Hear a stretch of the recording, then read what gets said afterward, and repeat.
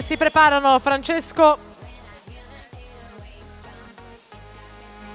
Cerchier, Piave Nuoto in corsia 1, Gilberto Sottana, Veneto Banca Montebelluna in 2, Eric Buoro in 3, Idros Marco Taffarello, Idros in 4, Giovanni Coan, Nottoli Nuoto in 5, Filippo Gatti, Bentegodi in 6, in 7 Jacopo Zampetti, Idros in 8, Mattia Visentin, Arca Spilimbergo. E intanto Vecchio va al tocco per primo, Simone Vecchio, Canottieri Mincio 1:02 e 65.